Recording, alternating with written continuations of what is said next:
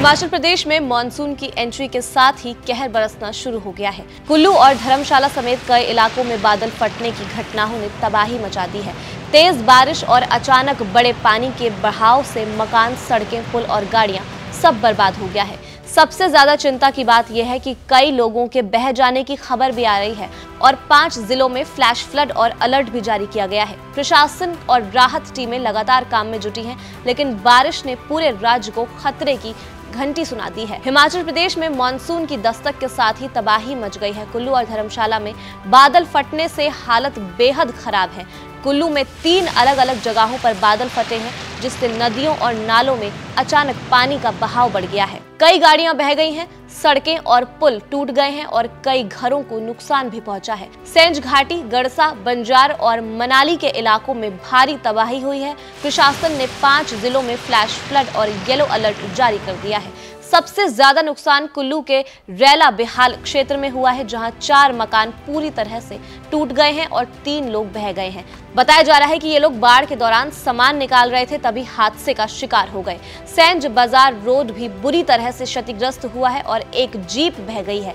कई इलाकों में गौशालाएं ढह गई हैं और स्कूलों में पानी व मलबा घुस गया है। इधर धर्मशाला से भी एक दिल दहला देने वाली खबर सामने आ रही है। बीजेपी विधायक सुधीर शर्मा ने जानकारी दी है कि खनियारा इलाके में मणुनी खड्ड में अचानक पानी का बहाव इतना तेज हो गया कि 15 से 20 मजदूर बह गए। ये मजदूर खड्ड के किनारे बने शेड में रह रहे थे और तेज बहाव के चलते उनकी जान पर बन आई। विधायक ने इस घटना को बेहद पीड़ादायक बताया है और मृतकों के परिवारों के प्रति संवेदना जताई है। यहाँ से जब पहली सूचना आई थी गांव वालों की, तो उन्होंने मुझे फ़ोन करके बताया था कि भाई साहब 15 से 20 लोग बह गए, बहुत ज़्यादा पानी आया है।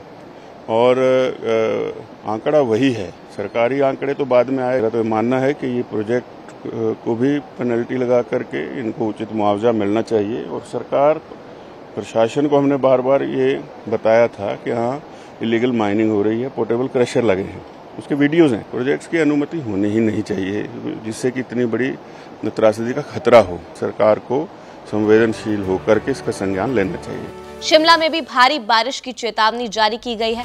मौसम विभाग ने 1 जुलाई तक भारी से अति भारी बारिश का अलर्ट जारी किया है और लोगों से नदी नालों से दूर रहने की अपील की गई है।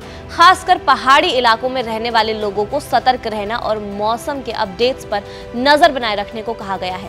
प्रशासन अपने स्तर पर राहत और बचाव कार्य पे जुटा हुआ है, लेकिन हालात अब भी काफी गंभीर बने हुए हैं।